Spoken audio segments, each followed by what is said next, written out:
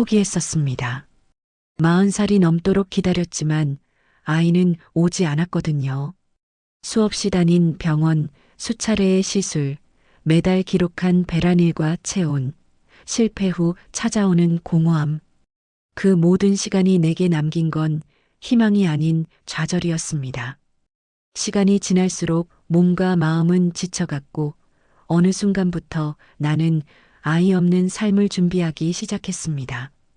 우리 둘만 잘 살자. 그 말을 입 밖으로 꺼낸 날 한참을 울었지만 그것이 최선이라고 스스로를 위로했습니다. 그런데 지난 9월 이상한 변화가 시작됐습니다. 평소보다 피곤함이 쉽게 몰려오고 향기에 예민해지고 가슴이 묵직하게 느껴졌습니다. 처음엔 단순한 몸살이라 생각했지만 생리가 오지 않았다는 사실을 깨달은 순간 심장이 빨리 뛰기 시작했습니다. 설마 하는 마음으로 약국에서 임신 테스트기를 사왔습니다.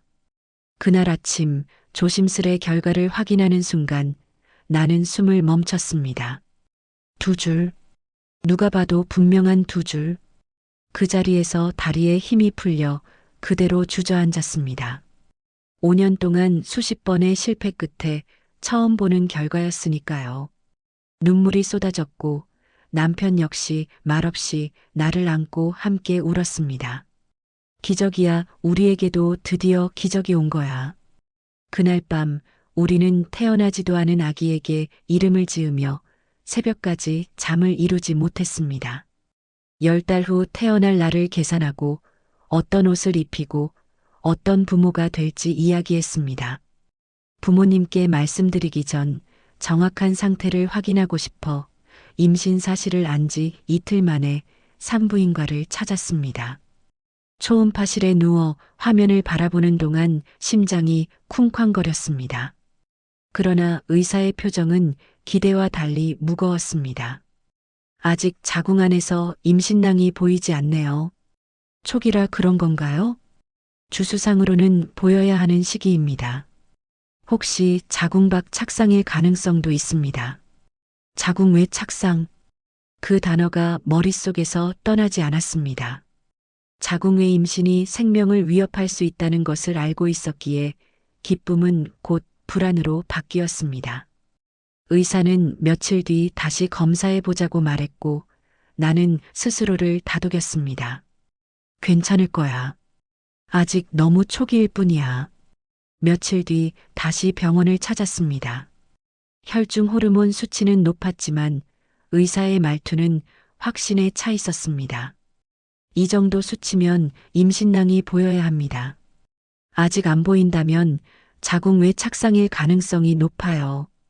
그리고 곧바로 조치를 권했습니다. 지금 치료하지 않으면 자궁이 파열될 수도 있고 산모 생명이 위험할 수 있습니다. 지금이 골든타임입니다. 그 말은 내 판단력을 마비시켰습니다. 나는 의학 지식이 없었고 전문가의 말 외에는 의지할 것이 없었습니다. 정말 지금 바로 해야 하나요? 네. 이건 위험합니다. 99% 자궁 외 임신이에요. 99%라는 확신 앞에서 나는 아무 말도 하지 못했습니다. 남편 역시 내 손을 잡으며 말했습니다. 당신이 먼저야. 당신이 있어야 아이도 있는 거야. 간호사가 내민 동의서를 읽는 동안 손이 떨렸습니다. 세포 분열 억제제, 기형 가능성, 유산 위험 단어 하나하나가 무서웠지만 산모의 생명이라는 말이 머릿속에서 떠나지 않았습니다. 나는 서명했고 곧 약물이 몸속으로 들어갔습니다.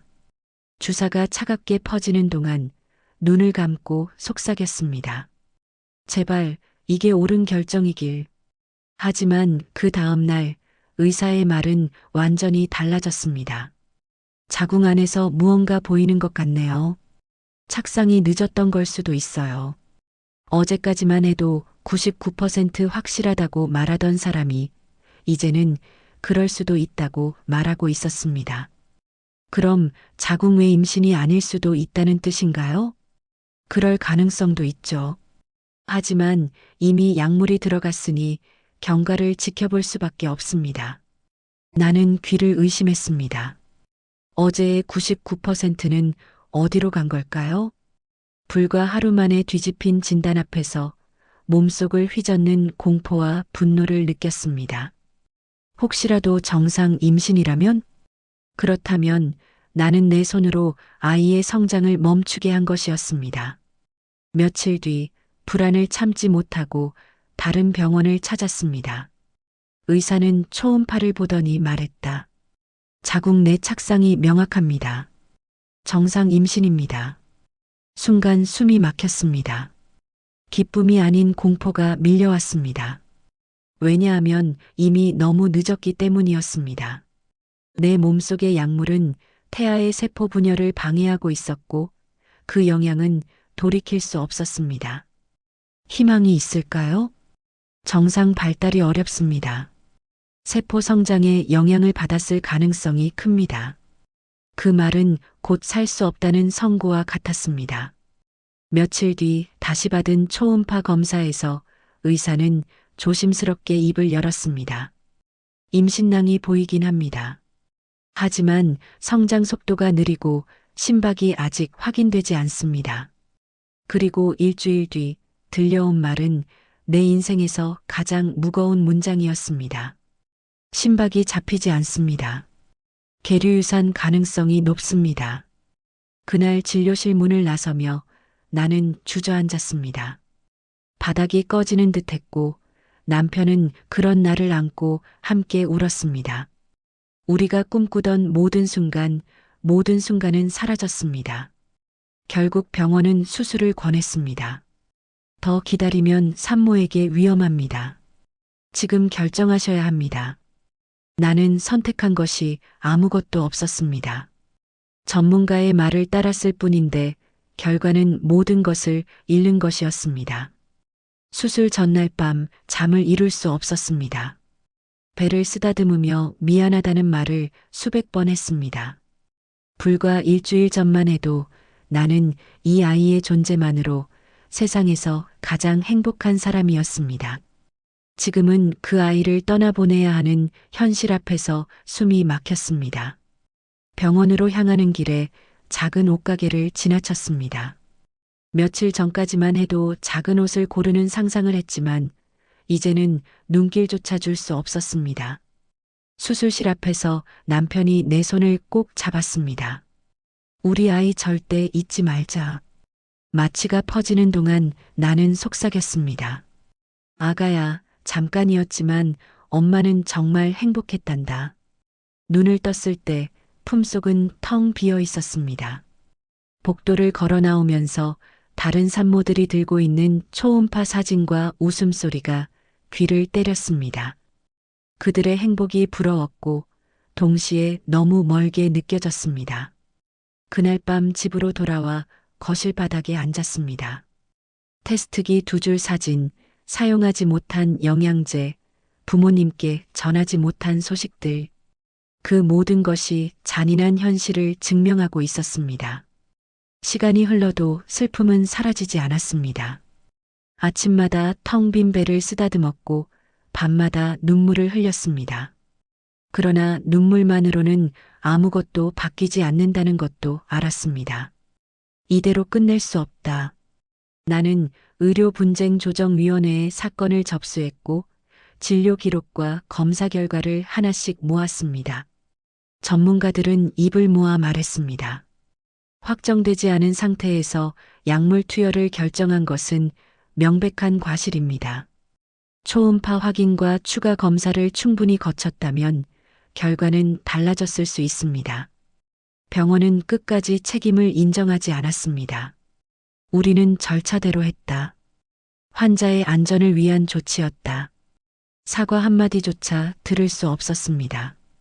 그들의 태도는 오히려 내 상처를 더 깊게 만들었습니다.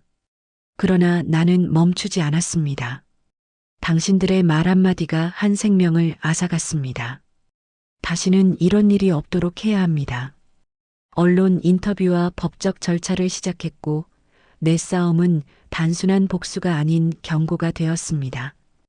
의사들의 무책임한 99%라는 말, 근거 없는 추정이 어떤 결과를 불러오는지 세상에 알리고 싶었습니다. 아이는 떠났지만 나는 여전히 엄마입니다. 단 하루라도 내 안에 있었던 생명을 사랑했고 그 사랑은 지금도 내 안에서 살아 있습니다. 그리고 나는 다짐합니다. 그날의 눈물은 사라지지 않았지만 그 눈물이 누군가의 미래를 바꿀 수 있기를. 이 이야기가 또 다른 누군가의 아이를 지켜내는 이유가 되기를 바랍니다. 그리고 다시는 어떤 엄마도 나처럼 울지 않기를 바랍니다.